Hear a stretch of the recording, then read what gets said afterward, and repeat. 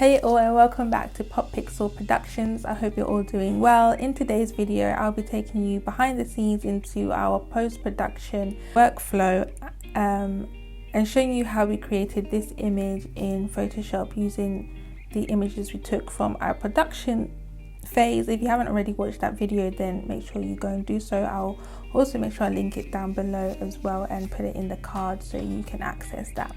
And let's jump right into Photoshop and go through this workflow. So to begin with, for this image, if I turn everything off,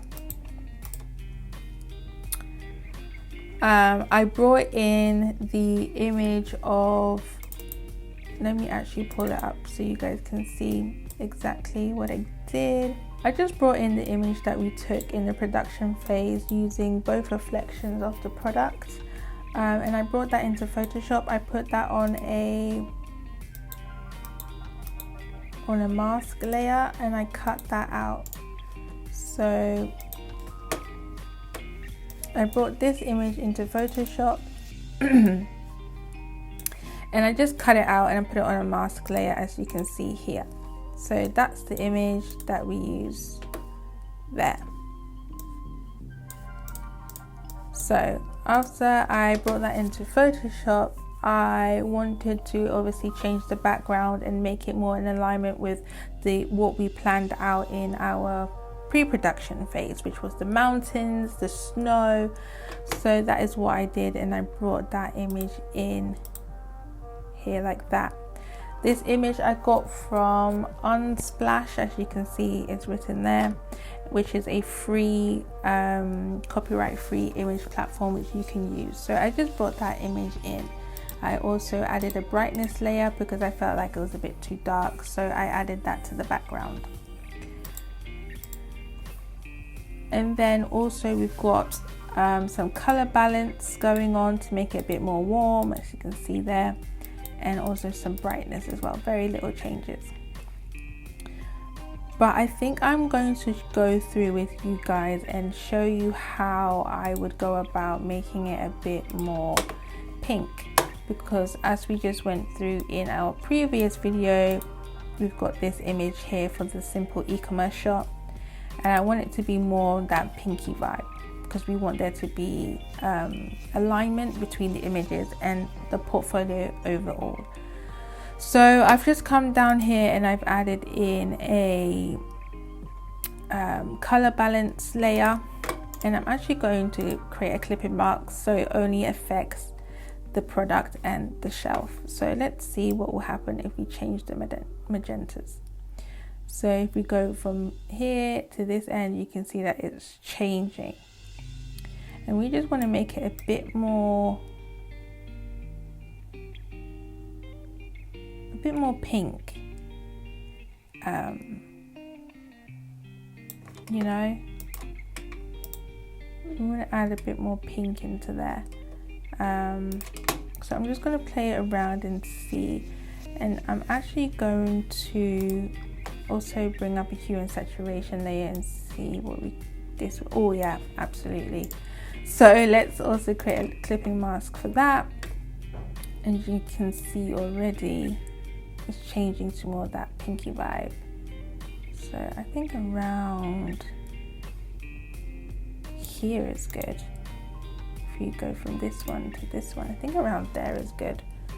So if we do before, after, before, after, I think I might just reduce it a bit. You can see that that's affecting the background here in this area, that first one, and then this one, I like how that is making that more pinky, so it's more in alignment with what we've done.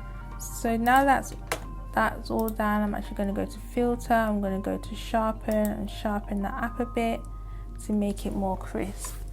And if we zoom in, you can see how this looks.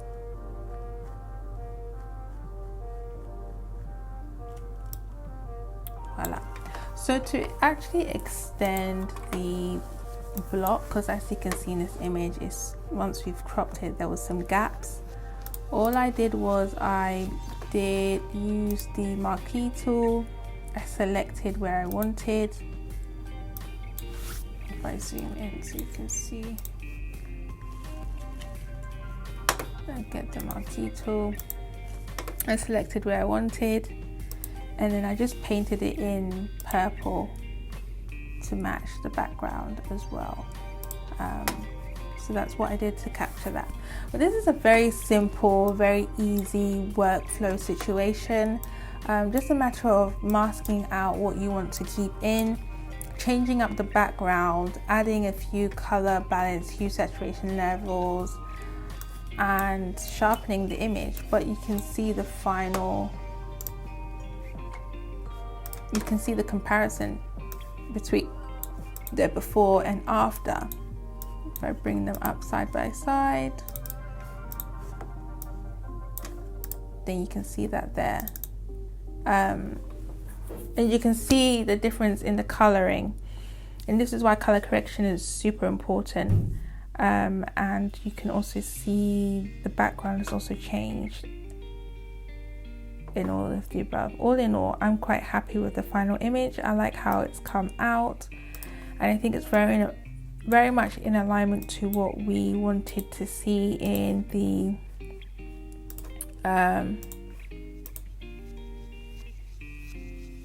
very much what we wanted to see from the pre-production board. So thank you for joining me on this very simple, very straightforward workflow. I hope you guys enjoyed this video. If you have any questions, any tips, any recommendations, then let me know down below in the comments. Don't forget to like and subscribe and turn on our bell notification so you don't miss another video, and stay tuned for future videos coming, because I'm going to be showing you how to use Midjourney to create even better and crazy images using AI. So I hope you guys enjoyed this video, and I will see you guys next time. Bye.